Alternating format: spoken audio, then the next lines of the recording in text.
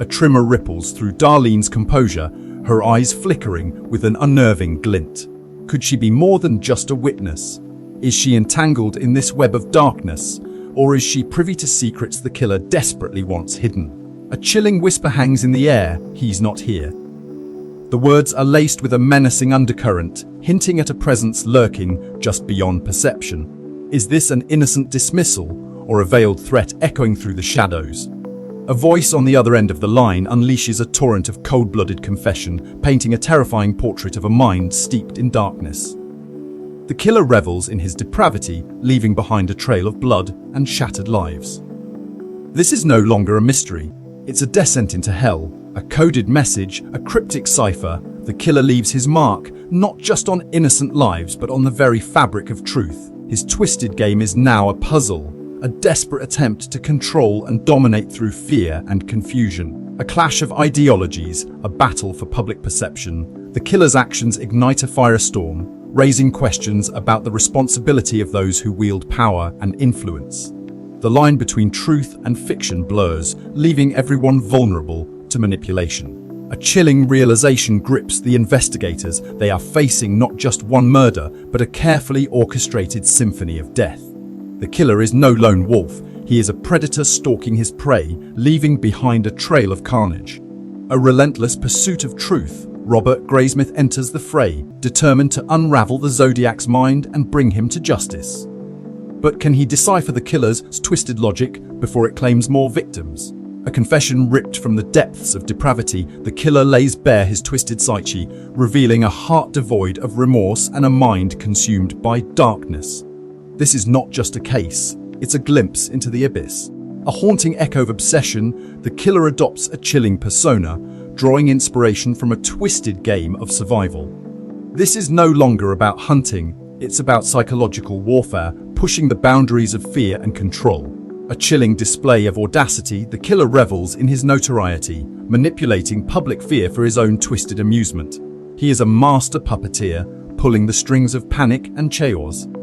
A brutal act of violence cuts short another life, leaving behind a shattered family and a city consumed by fear.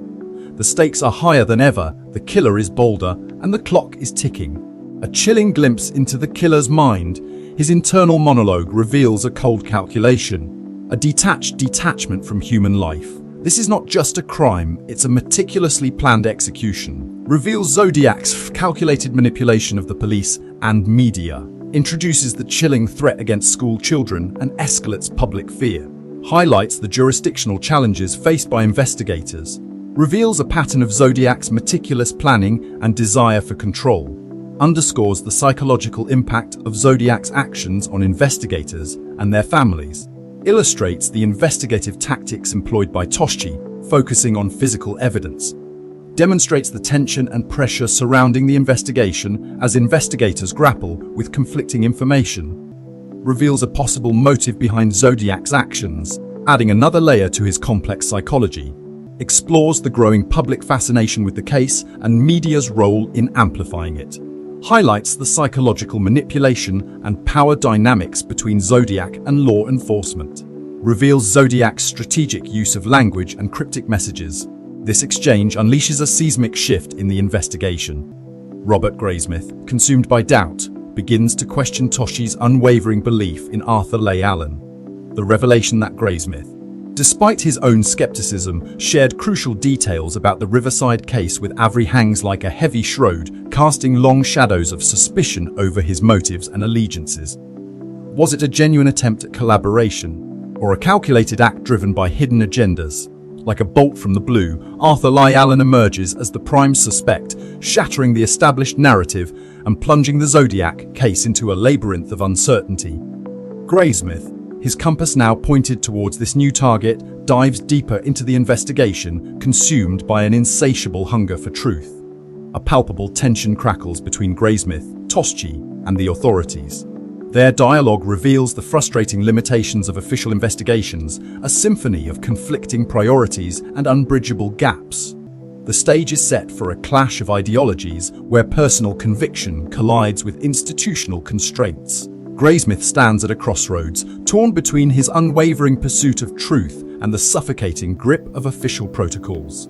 His personal quest for answers threatens to collide with the rigid boundaries of accepted investigation methods. This conflict foreshadows the ethical dilemmas he will confront, the sacrifices he will make, and the profound impact this journey will have on his very soul.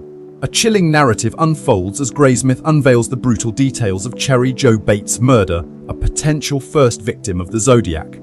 The similarities between her tragic demise and other Zodiac-attributed crimes send a shiver down the spine. This case becomes the anchor for Graysmith's investigation, a grim reminder of the monster lurking in the shadows.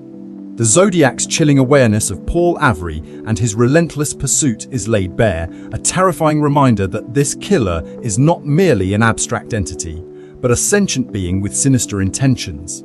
The mention of latent homosexual reveals the potential for prejudice and manipulation within the investigation itself. A dramatic shift occurs as Paul Avery steps into the spotlight, vowing to confront the killer head-on. His determination to uncover the truth sets him on a perilous path, one where courage and audacity collide with the chilling reality of the Zodiac's reign of terror. The line between obsession and romance blurs as Graysmith finds himself drawn deeper into the enigma of the Zodiac case. His connection with Melanie, a woman seemingly driven by her own motivations, adds another layer of complexity to this already tangled web. The cracks in trust widen within law enforcement as Toshi voices his skepticism towards Avery's claims. This exchange reveals the internal conflicts and communication breakdowns that threaten to derail the investigation. A palpable sense of danger permeates their conversation as Graysmith and Melanie delve deeper into the Zodiac case. Their words foreshadow the perilous consequences that await those who dare to cross paths with this enigmatic killer. Melanie's entrance sets the stage for her role in Graysmith's investigation. Her connection to Glynis hints at a larger network of individuals involved in this complex case. A chilling warning hangs in the air as Toshi cautions Graysmith against associating with Avery after their meeting. This exchange foreshadows the potential for danger and conflict as the lines between truth and deception become increasingly blurred. A shocking revelation unfolds as Toshi reveals Graysmith's communication with Avery, casting a shadow of suspicion over his intentions. The investigation takes on a new dimension of mistrust and intrigue. The truth remains elusive as Toshi questions Graysmith's motives, highlighting the potential for manipulation and misinformation within the investigation. A complex web of deceit is spun, leaving viewers questioning who can be trusted and what truly lies beneath the surface. Reveals Paul Avery's cynicism and frustration towards the investigation, highlighting the limitations of journalism in solving crimes. A wave of despair washes over Avery, his faith in the system crumbling like old newspapers. He sees through the facade, realizing that even with all the information gathered, justice might remain elusive. This is a man wrestling with the dark truth sometimes. The answers lie beyond the reach of ink and paper. Introduces Arthur Leigh Allen as a potential suspect and sets the stage for his later interrogation. A chill runs down your spine as the name Arthur Leigh Allen echoes through the air, a figure shrouded in shadows. This is no mere interview, it's a descent into a labyrinth of deceit where truth and suspicion intertwine. The hunt for the Zodiac has taken a sinister turn. Highlights the tension between the San Francisco and Vallejo police departments, showcasing their conflicting approaches and communication issues. A battle of egos erupts, shattering any semblance of unity. These men are more concerned with saving face than catching a killer. It's a clash of wills where pride outweighs justice. Introduces a new informant, Don Chaney, and his potential knowledge about Arthur Leigh Allen. A flicker of hope ignites in the darkness as Chaney steps forward, his voice trembling with conviction. Could this be the missing piece? The key that unlocks the secrets hidden within this sinister puzzle. Raises questions about Allen's behavior and potential motives, introducing inconsistencies in his alibi. A web of lies begins to unravel as doubts about Allen's story cast a shadow over his innocence. Every word becomes suspect, every detail scrutinized. Is he concealing something, or is this simply a case of mistaken identity? Shifts focus towards a potential psychological angle, introducing a psychologist who suggests Zodiac's personality change could be reflected in his handwriting. A chilling realization dawns as the investigation takes an unexpected turn. Could this cryptic clue unlock the secrets hidden within the mind of the Zodiac? Establishes a crucial turning point in the investigation, as Paul Avery suggests the possibility of pursuing Alan due to his behavioral patterns and potential handwriting samples. A bolt of lightning strikes, illuminating a path through the darkness. Could this be the breakthrough they've been waiting for? Introduces the possibility of Arthur Llewellyn being involved in other crimes beyond the Zodiac case, raising suspicions about his character and potential danger. A sense of unease grips you as Alan's true colors begin to emerge. Is this monster capable of even greater darkness? Highlights the frustration of law enforcement officials dealing with bureaucratic hurdles and conflicting testimonies, emphasizing the challenges in solving complex cases. A maddening maze of red tape and conflicting accounts stands between them and justice. The clock is ticking, and every minute wasted could be another life lost. Underscores Paul Avery's growing involvement in the case despite the official channels, showcasing his determination and resourcefulness in seeking answers. Avery pushes beyond the limits of his role, driven by an unwavering pursuit of truth. He becomes a force to be reckoned with, challenging authority and risking everything for justice. Reveals the internal dynamics of the investigation and the potential for power struggles within law enforcement. A struggle for control unfolds as egos clash and ambitions collide. Can they overcome their differences and work together to solve this case? Or will their own ambition become the greatest obstacle? Introduces a new angle in the investigation, focusing on Alan's potential connection to other victims and his possible whereabouts.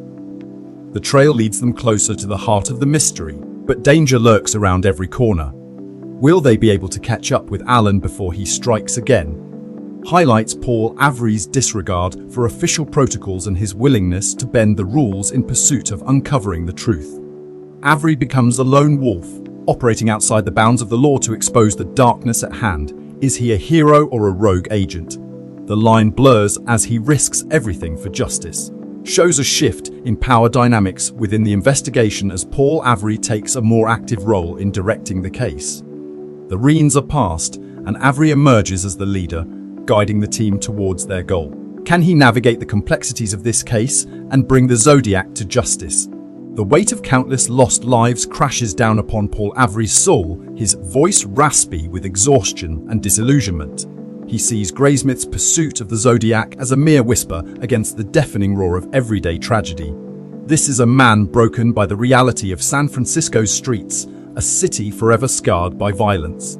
His words are a chilling testament to the toll this case has taken, a somber prelude to the dark path Graysmith walks alone. Toshi's words are like ice in the blood, each syllable carefully measured, his gaze unwavering. He holds the truth close, a fortress built on silence.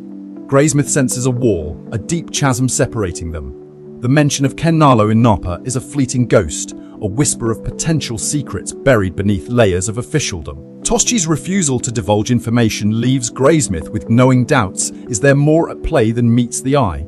Is the truth being guarded, perhaps even concealed? The air crackles with tension as the Darlene Ferrin case is unveiled. Phone calls. A mysterious presence at a painting party and a possible motive. This is not just another victim, this is personal. A sinister thread connecting Darlene to Zodiac emerges from the shadows, weaving a tapestry of fear and suspicion. Could this be more than random violence? Does Zodiac hold a grudge that extends beyond his killings? Graysmith's eyes gleam with determination as he chases every detail, meticulously piecing together the puzzle. Phone calls. Belly's absence, each clue fuels his insatiable thirst for truth. His relentless pursuit clashes with Toshi's guarded nature, creating a palpable tension that threatens to unravel their fragile alliance. Graysmith is on a collision course with an unyielding wall of silence. This dialogue reveals the increasing obsession Graysmith has with finding the Zodiac killer, blurring the line between his personal life and his pursuit. It also highlights the potential dangers this obsession poses to those closest to him. This exchange reveals Graysmith's unwavering belief in his theory that Rick Marshall is the Zodiac and highlights the lengths he goes to prove it, even questioning Vorvan about a film canister. This moment underscores the growing tension and suspicion between Graysmith and his wife as he prioritizes his investigation over their relationship. Graysmith's pursuit of truth and justice takes him deeper into the Zodiac case, but his methods raise ethical concerns about due process and potential harm to innocent individuals. This dialogue reveals Graysmith's unwavering belief that he can solve the case and his willingness to rely on anonymous tips, potentially leading him down a dangerous path. Reveals a significant plot detail and introduces a new suspect. The party Darlene throws reveals Lay's solitary nature and foreshadows his connection to her death.